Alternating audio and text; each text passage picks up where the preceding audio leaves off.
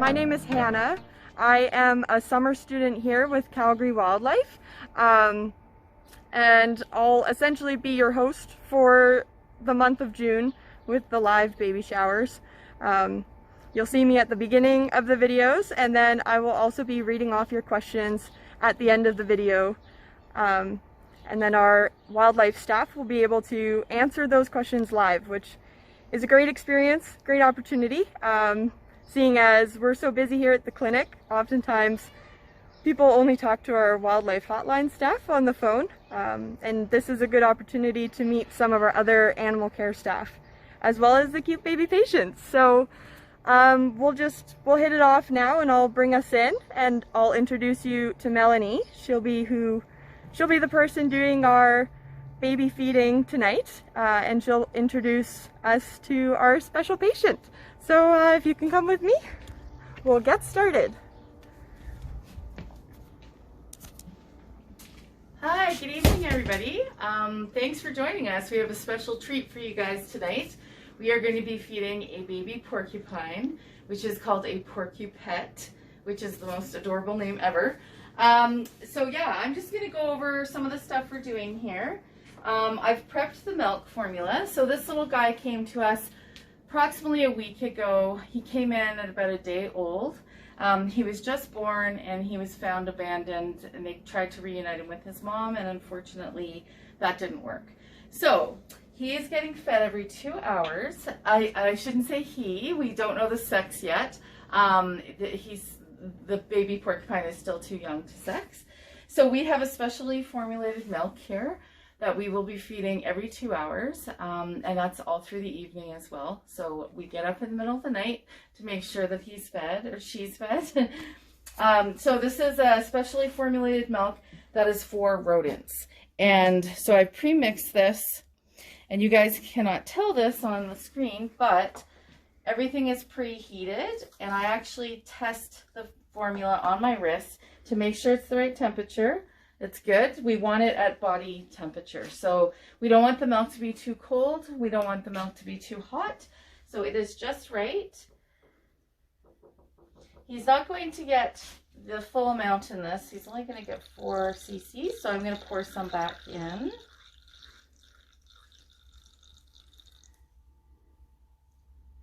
There we go. And we have this special nipple that is great for little rodents too, for drinking from. So we'll just go over now and introduce you to the baby porcupettes. They are nocturnal, so it will be sleeping right now. So I'm just going to have to wake it up for its feeding.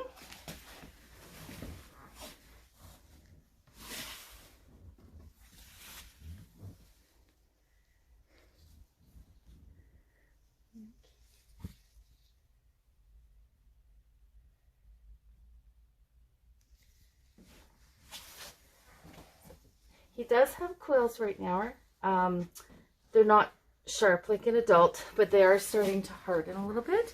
So it's always best to just wrap him up a little bit here. It's a little more comfortable.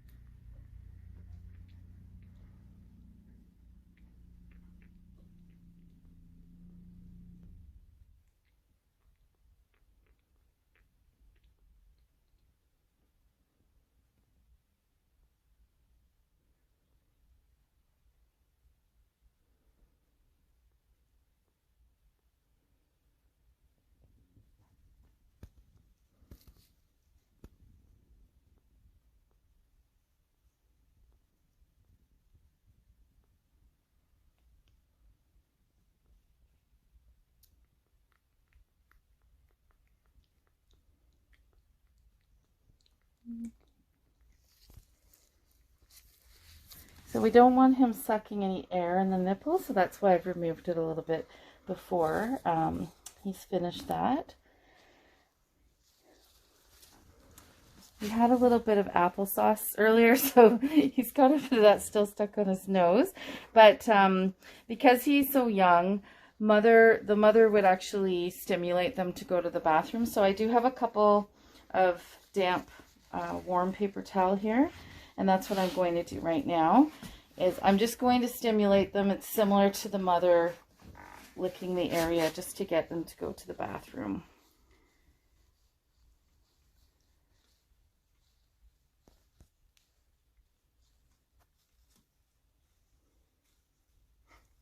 And while I'm doing this, you can see right at the base of the tail here. So with porcupines, they do have quills on their head and in the front part of the body too, but they're much shorter. Most of the quills are kind of concentrated at the back end of the animal and on the tail. And so it's a myth that porcupines can shoot their quills. They don't actually shoot them. However, the back and the tail area, they're very loose. So if a predator were to come and attack the animal, then those quills just get released very easily. And then this one was clean. I'm just using this to clean his face and just to make sure we get all the milk off, because we don't want any of that stuck.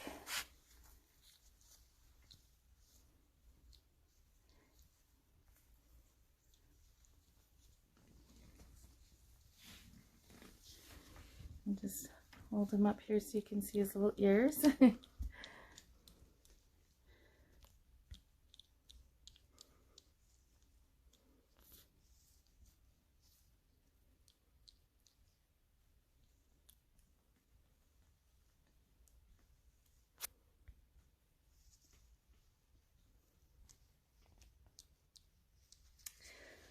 And so you can see in his little enclosure, I'm just going to put him back to bed now so he can go back to sleeping. You can see in here we've got a variety of natural food sources that they'd find in the wild.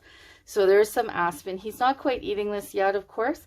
He does nibble on some dandelions, but we just want to provide all these foods that he would find in the wild, just to prep him, to get him ready when he does start eating food. So he does eat a little bit of dandelion leaves. We can offer some applesauce as well, just to get him getting used to processing some produce. But right now, the majority of his diet is milk.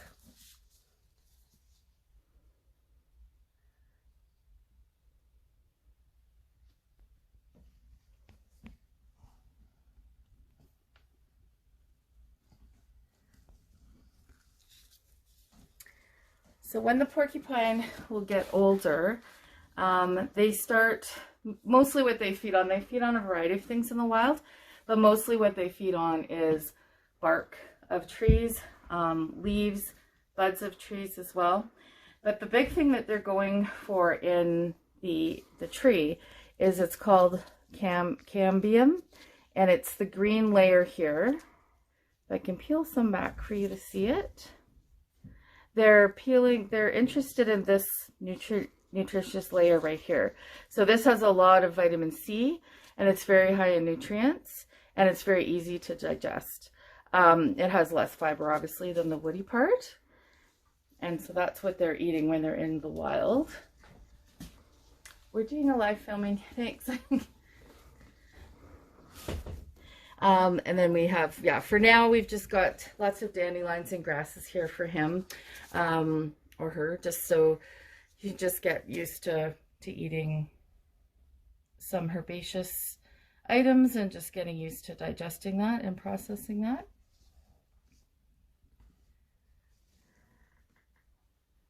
So we did get some questions, Mel. Oh, excellent. Sure.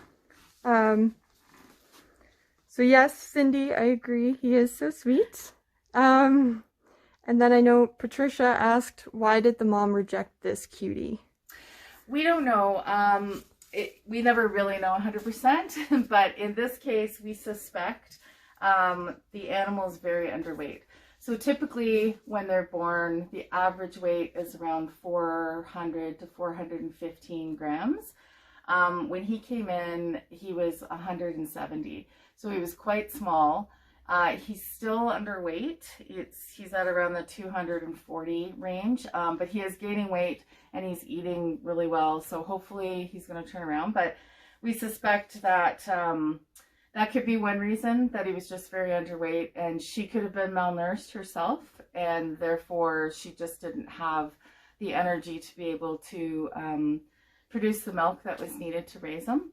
The other thing is he was found in a very public area and there was a lot of people around.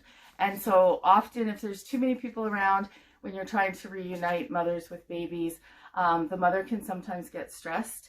And in that case, she would run away or flee the scene, basically just because she's stressed out. So that could have been a potential reason as well. And then Cindy asked, are they able to assimilate easily back into the wild after being hand-fed? Yeah, so some animals can, some animals can't. Porcupines can. We do have to go through a lengthy process. We have to make sure that the porcupine is able to climb well, and that the animal doesn't become habituated. So once we've weaned this animal, which will be in about 6 to 8 weeks, then the care is going to be fairly hands-off. It will just be providing food, natural food sources for the animal, so it recognizes those food sources, just assessing from a distance if it can climb, and then yeah, hopefully we'll be able to put it back into the wild. And that's all for questions. Michelle says, so sweet. Yeah. He is adorable. And then Mel, do you want to clarify why we're able to be talking in the same space with him? Sure. So with him, right now, he's just a baby. He does have to be hand-fed every 2 hours. So he's quite young right now. Now, when we start moving into the next couple of weeks, we will actually have to change the way that we're feeding. So we're able to do this right now, but that will change. And once he starts getting a little bit older, he is required round-the-clock care. So he does have to be around people fairly frequently, but that will start to shift within the next week or two. Mm-hmm. Oh, that's everything from our viewers. Yeah, that's great. Awesome. Yeah, I can provide just some background on porcupines if people are interested. So they are a really interesting mammal, and their gestation period is quite long. I'll just move over here so you have some better lighting. Their gestation period is 7 months, so it's quite lengthy. So mom would have had to carry him for 207 days approximately. And they feed on, in the summertime, they're feeding on herbaceous vegetation on the ground. They'll eat berries, they can eat that cambium that I was talking about, and leaves. In the winter, they don't hibernate, but their territories shift. So their territories will become quite small, and they'll probably feed on 3 species of trees just to get them through the winter. So we suspect his mom probably just her condition probably wasn't super great. Mm-hmm. And that's why this little guy's got such a small body weight. I know Michelle has a question from her 10-year-old. He would like to know if it's hard to let them go, or do you get too attached? It's bittersweet for sure. It is always the best result for any wild animal that comes in here is to give it back its wild life. So that is something that we definitely strive to do. So it's bittersweet. You do become a little bit attached. You kind of have to. You step into that role as mom. So you're there to care for them again around the clock and make sure that they're getting all of their needs met. So it's a little sad, but you're also really, this is why we do what we do.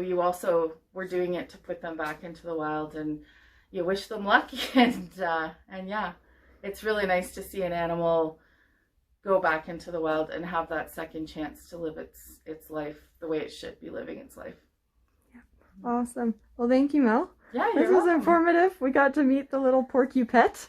So yeah, I'll bring us back outside and do the send off. That's great. Thank you. Well, that was adorable. Thank you guys so much for joining us today. I know we have some links in this caption if you guys are at all interested in contributing to our mission here at Calgary Wildlife. We provide treatment to injured and orphaned wildlife, and we are a registered charity. Therefore, we do rely on you guys, and we do rely on donations and the generosity of this city to function. And we are so, so grateful for that. So thank you guys so much for streaming in. Thank you for joining us tonight. And we're really looking forward to having even more cute animals to show you as the month of June goes on. So we'll be back here every Tuesday night, 6 p.m. as long as the clinic doesn't have any emergencies, which sometimes that happens. We are a wildlife hospital. Yeah, thank you so much for joining us, and we will catch you guys next Tuesday.